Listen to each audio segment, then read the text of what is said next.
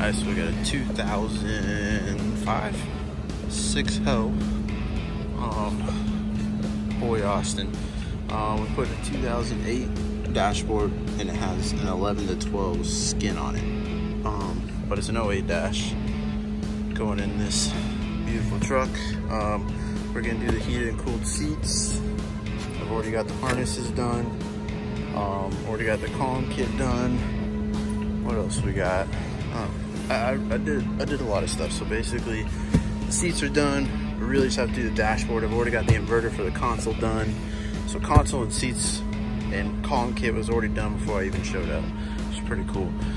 So I'm gonna go ahead and gut this truck, but it's a pretty good looking truck. So 2005. But, it's got the McNasty front end. It works.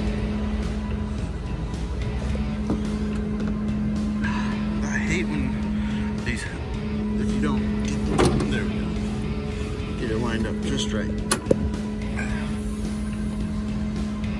I think this needs to be adjusted a little bit and definitely greased. So, but this thing needs my battery cables. What tarnation? So, this is why I like to run my battery cables, so you don't have this garbage going on. Because I think these stock cable terminals are garbage.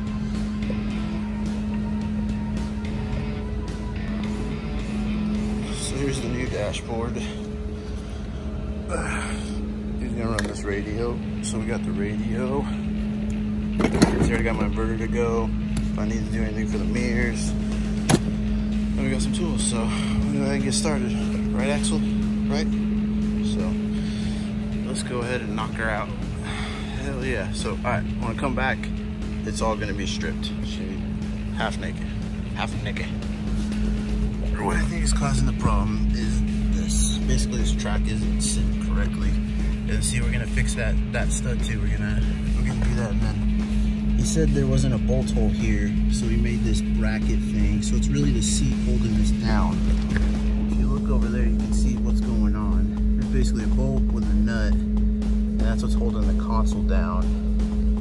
That's really it, but I think it's forcing that track to go up instead of sit all the way flush. So when the seat's sliding back, it's getting caught on this track, making it go like that, and then like that.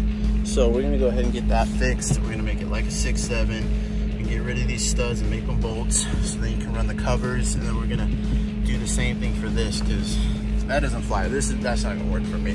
So I'm gonna go ahead and strip the truck down. But if you're having this issue, I'm gonna show you how to fix it once I get this going. All right, so this is why I get paid the big bucks. So he had the 6-7 harness, or the pigtail, I want to say, for the body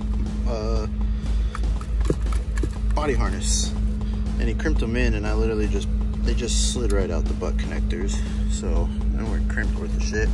But this is the bracket I was talking about that's holding down the console that I think is making the track mess up. So I mean, it looks like it's grinding or something on it, but we're gonna get rid of this because there is bolt holes under this.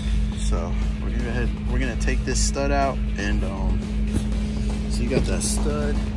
I mean, the seat's running 3 different kinds of bolts. So you got the stud in the back, he was running this in the other side, and then running the 2 big Johnnies in the front. I don't like that, my OCD freaks out. I shouldn't need multiple tools to get the seat off. So we're gonna swap everything to this. So you need this, and it'll take off the console, the seat, and everything. All right, so I wanna show you guys a cool little trick. So these are the 4 bolts that he was using to bolt down the seat. He had 2 new ones in the front, and this 18 mil in the back. I think this is a 22 or 21. 21's in the front, and then I had to get an 18 for the rears, and then a stud and a nut. And with the stud, you couldn't put this cover on there. It was really annoying. So I'm gonna show you a little thing. So we're not gonna use this one. We're not gonna use this nut.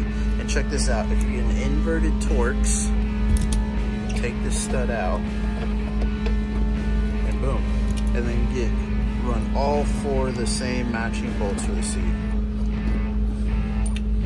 Look Look at that. And boom, now we have 4 matching, boom. 1 socket takes out all the seat. And then check this out. So he said there wasn't a bolt hole for the center console. If you look under, there's this black little piece of tape. If you peel it off, check it out. There's another bolt hole in there. You can see it, hold on. You see it? That's where the center console bolts. So, there is bolt holes for the center console. We're gonna get everything matching and looking beautiful. So, we're gonna go ahead and get the new plugs going. So, see ya. All right, so another thing we're gonna do is give these doors a little TLC.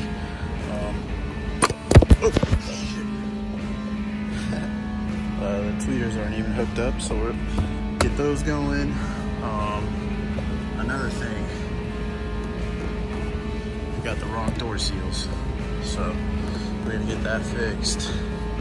And then it doesn't have the door cups, so see how you can see down in the door? So we're gonna get the right door cups, the right seals, and then get these wired up. So we'll go ahead and take the doors off and we'll be back. Okay, so got the doors stripped. I already started on them. I got the new weather seals up on them. I got the new door cups. You can see how I painted the metal part so it looks beautiful with the painted nuts. So you're not looking down at the door and seeing anything rusty. I got the tweeter wire ready to go. What else? That's pretty much it, but I wanted to show you the old seal versus the new seals. This is the old one. So the problem is the door panel sits there and it just wants to ramp out. There's nothing to no groove for it to sit in and hold it. That's why I was able to come here and lift up the door panel. Versus, see how that one's got nice, it locks that panel down in there. And it like sucks it in. So that's why we run the new seals on the doors. So the next thing I'm working on, and voila. So all new door seals, door cups done, bada bing, bada boom. What I'm working on right now is fixing his crimps. He should have repinned it, being an 05, he could have repinned it, but he just had the wrong information and he cut and spliced, which it's fine, it still works, but his crimper is really bad. You know, the wires just pull out. I took the door panel off and some of them just slid out.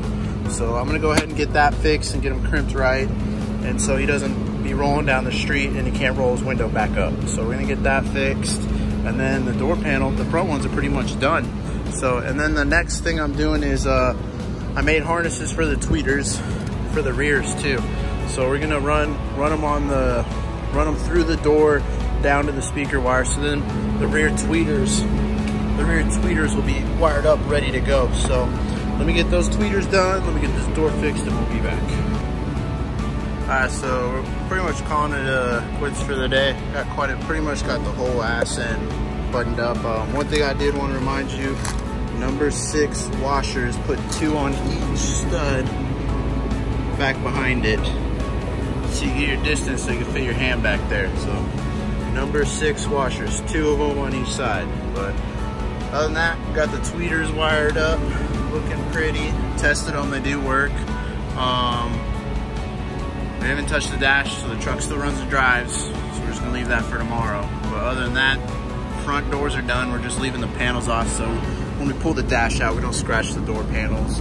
But clean up the wiring on both sides. But other than that, not bad for day 1. So adios, see you tomorrow.